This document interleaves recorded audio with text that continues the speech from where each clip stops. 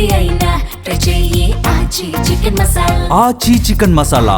నల్గొండ జిల్లాలో రాజకీయ కక్షలు బగ్గుమంటున్నాయి. సూర్యాపేట మండలం యార్కారం గ్రామ బీఆర్ఎస్ నేత మాజీ సర్పంచ్ ను గుర్తు తెలియని దుండగులు కిరాతకంగా హత్య చేశారు. అనంతరం గోనె సంచిలో మూట కట్టి యార్కారం స్టేజ్ వద్ద పడేశారు. స్పాట్ కు చేరుకున్న పోలీసులు డెడ్ బాడీని సూర్యాపేట జనరల్ ఆసుపత్రికి తరలించి దర్యాప్తు చేస్తున్నారు. కాగా మృతుడికి నేర చరిత్ర ఉందని, 2 హత్యలకు సంబంధం ఉన్నట్లు తెలుస్తోంది. కాగా ఎలాంటి అవాంఛనీయ ఘటనలు జరగకుండా భారీ బందోబస్తు ఏర్పాటు చేశారు.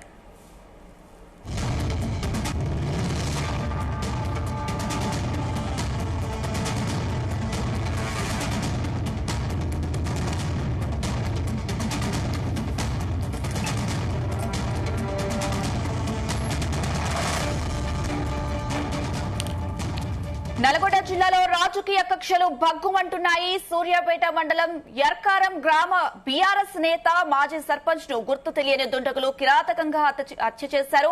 అనంతరం గోడె సంచిలో మూట కట్టి యార్కారం స్టేజ్ వద్ద పడేశారు. స్పాట్ కు చేరుకున్న పోలీసులు డెడ్ బాడీని సూర్యాపేట జనరల్ ఆసుపత్రికి తరలించి దర్యాప్తు చేస్తున్నారు. కాగా మృతుడికి నేర చరిత్ర ఉందని, 2 హత్యలతో సంబంధం ఉన్నట్లు తెలుస్తోంది.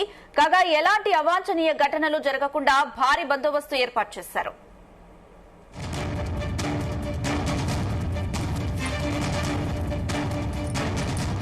ఇదే అంశానికి సంబంధించి మరిన్ని అప్డేట్స్ మా ప్రతినిధి జానియా అందిస్తారు. జానియా. అనుష, సూర్యాపేట జిల్లా యర్కారం గ్రామంలో పాత కక్షల నేపథ్యంలో బీఆర్ఎస్ పార్టీకి చెందినటువంటి ఒక వ్యక్తిని దారుణంగా హత్య చేసిన ఘటన చోటు చేసుకోవడం జరిగింది. ఏదైతే సూర్యాపేట మండలం యర్కారం గ్రామానికి చెందినటువంటి చింతలపాటి మధు అనే బీఆర్ఎస్ నేత మాజీ సర్పంచ్ భర్త ఇతన్ని కొంతమంది నిన్న మాట్లాడుకుందామంటూ కూడా తీసుకెళ్లినట్టుగా కూడా చెప్తున్నారు. దీనికి సంబంధించి అక్కడ తీసుకెళ్లిన తర్వాత అతన్ని అతి కిరాతకంగా వేటకొడవలు గొడ్డలతోటి అతన్ని ముక్కలుగా కూడా నరకడం జరిగింది. దాన్ని మధు మృతదేహాన్ని ముక్కలుగా చేసి గోనె సంచిలో కట్టి అక్కడి నుంచి వెళ్లి ఏదైతే యర్కారం స్టేజి వద్ద ఆ మూటను కూడా పడేయడం జరిగింది. అక్కడ గమనించినటువంటి స్థానికులు వెంటనే పోలీసులకు సమాచారం అందించారు. అక్కడి నుంచి పోలీసులు అక్కడికి చేరుకున్న తర్వాత ఎవరు మూట ఆ గోనె సంచిలో ఉన్నటువంటి వ్యక్తిని ఎవరు అనే విషయం పైన కూడా గుర్తించడం జరిగింది. అతను చింతలపాటి మధుగా ఏదైతే మాజీ సర్పంచ్ యర్కారం మాజీ సర్పంచ్ భర్త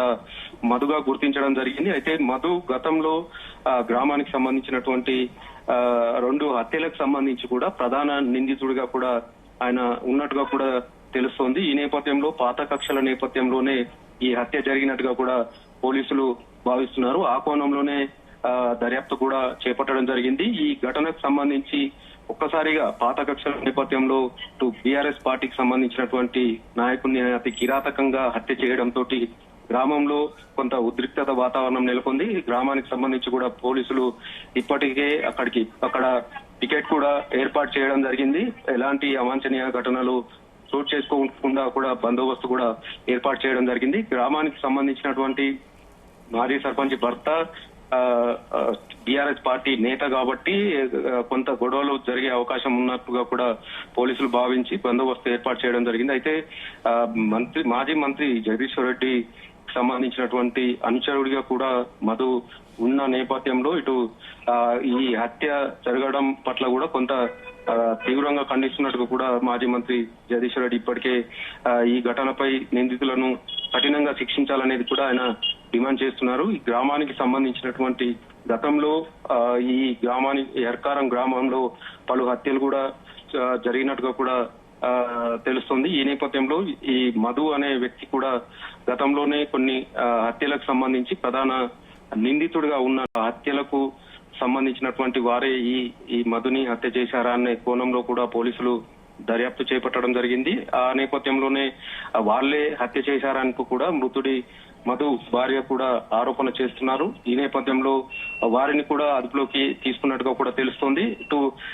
మధును అతి కిరాతకంగా హత్య చేయడానికి కారణం పాత కక్షలే అనే కోణంలో కూడా పోలీసులు దర్యాప్తు చేపట్టడం జరిగింది. ముఖ్యంగా బీఆర్ఎస్ పార్టీకి సంబంధించిన నేత కావడం, ప్రస్తుతం ఎమ్మెల్యేగా ఉన్నటువంటి సూర్యాపేట ఎమ్మెల్యేగా ఉన్నటువంటి జగదీష్ రెడ్డి అనుచరుడిగా ఉన్న మధును హత్య చేయడంతో కొంత అక్కడ ఉద్రిక్తత వాతావరణం నెలకొంది. దీనిపైన గొడవలు జరిగే అవకాశం ఉన్న నేపథ్యంలో పోలీసులు అయితే ఇప్పటికే అక్కడికి చేరుకోవడం, మృతదేహాన్ని పోస్ట్ మార్టం నిమిత్తం సూర్యాపేట ఏరియా ఆసుపత్రికి కూడా తరలించి అక్కడ బందోబస్తు ఏర్పాటు చేసి కేసు నమోదు చేసుకుని దర్యాప్తు అయితే చేపడుతున్నారు.